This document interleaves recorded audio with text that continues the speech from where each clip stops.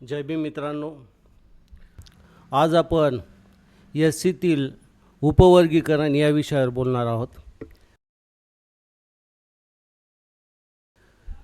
उपवर्गीकरण हे बौद्ध समाजाच्या फायद्याचे आहे आणि इतर समाजाच्याही फायद्याचे आहे. उपवर्गीकरण करण्यास आपला तात्विक विरोध असावा, तो कायमस्वरूपी नसावा. कारण की बौद्ध समाजाने आता आपण भावनिक न होता प्रॅक्टिकली विचार करणं आवश्यक आहे. एस.सी वर्गीकरण होणार हे आता आपल्याला नाकारता येणार नाही, कारण की सुप्रीम कोर्टाने त्याप्रमाणे निर्णय देण्यात आलेला आहे. सुप्रीम कोर्टाने चे न्यायाधीश माननीय सरन्यायाधीश न्यायमूर्ती डी.वाय. चंद्रचूड यांच्या नेतृत्वामध्ये स्थापन झालेल्या 7 न्यायाधीशांच्या घटनापीठाने 6-1 अशा बहुमताने 1 ऑगस्ट 2024 रोजी वर्गीकरणाचा ऐतिहासिक निर्णय पारित. संविधानाचा आपण सन्मान करतो आहे. न्याय आणि समान संधी या मूलभूत तत्त्वांचा आपण स्वीकार करणं आवश्यक आहे. हा निर्णय आपण स्वीकारणं आवश्यक आहोत, कारण की आपण संविधानवादी आहोत. डॉक्टर बाबासाहेब आंबेडकर यांना मानणारे आहोत, त्यांच्या विचाराला मानणारे आहोत. त्यासाठी न्यायालयाने राज्यांना त्याप्रमाणे उपवर्गीकरण करण्याचा अधिकार दिला असला तरी काही बंधनंही टाकलेले आहेत. सरकार मनमानी पद्धतीने उपवर्गीकरण करू शकत नाहीत. त्यांना इम्पेरियल डाटा गोळा करणं आवश्यक आहे. त्याप्रमाणे त्यांना ते आवश्यक असल्यामुळं इम्पेरिकल डाटा त्यांच्याकडं आता असणं आवश्यक आहे. कोणत्याही एकाच जातीसाठी 100% कोटा राखीव ठेवता येणार नाही, अशाप्रमाणे न्यायालयाने हे आपल्या ह्याच्यामध्ये निर्णयामध्ये नमूद केलेलं आहे. राज्य सरकारने केलेल्या वर्गीकरणाची कायदेशीर तपासणी पुन्हा सुप्रीम कोर्ट करू शकते. म्हणजे सरकारकडे जातीनुसार लोकसंख्येची डाटा असणं आवश्यक आहे. शैक्षणिक अर्हतेनुसार डाटा तयार करावा लागेल. त्याचप्रमाणे आर्थिक अर्हतेनुसार डाटा तयार करावा लागेल.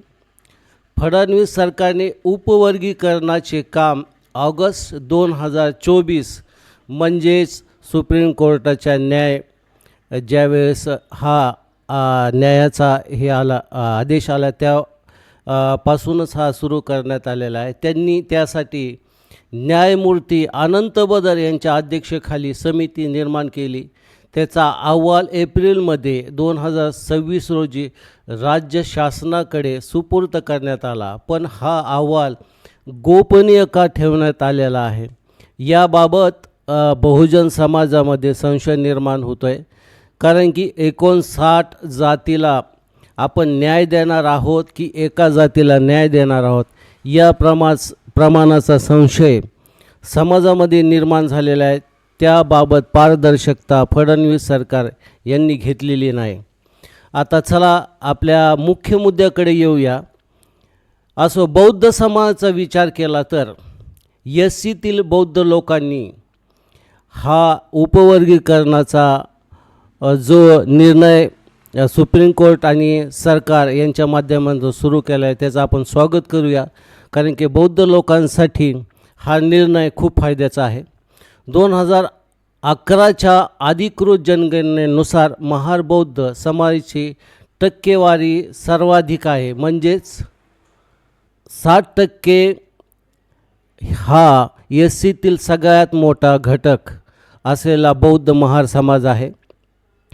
तर महाराष्ट्रातील बौद्ध महार लोकांची अधिकृत लोकसंख्या हे 80,06,060 इतकी नोंदवली आहे.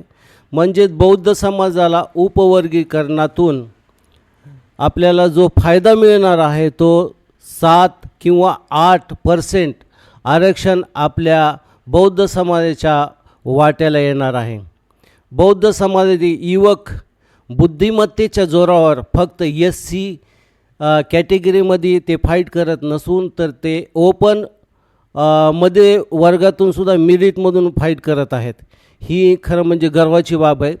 वर्गीकरणाच्या माध्यमातून शैक्षणिक, आर्थिक व राजकीय लाभ करून घेता येतील आपल्याला. या माध्यमातून उच्च शिक्षणामध्ये फायदा होईल, राजकीय फायदा होईल, आर्थिक फायदा होईल. परदेश उच्च शिक्षण संख्येमध्ये वाढ होईल अशाप्रमाणे आपण अनुमान करूया. आर्थिक विकास महामंडळामधील हा निधी आपल्याला वाढवून मिळेल आणि तो आरक्षित कसा होईल याबाबत समाजाने त्याचा विचार करावा लागेल. राखीव मतदारसंघामध्ये सुद्धा वाढ होईल, कारण की एस-सीतील सगळ्यात मोठा घटक म्हणजे हा बौद्ध महार समाज आहे. हा आपल्या जागा ज्या आहेत ह्या जागेवर इतर समाजाचे लोक निवडून येतात, पण बौद्ध समाजाचे लोक निवडून येत नाहीत. तर 60% समाज असलेला हा समाज भविष्यकाळामध्ये 20 ते 25 आमदार निवडून आणू शकतो. त्याचप्रमाणे वर्गीकरणाच्या माध्यमातून आपले 4 ते 5 खासदार हे निवडून जाऊ शकतात लोकसभेसाठी. बौद्ध समाजाने उपवर्गीकरणातून आपल्या समाजाचा जास्तीत जास्त कसा फायदा होईल याबाबत आपण विचार केला पाहिजे.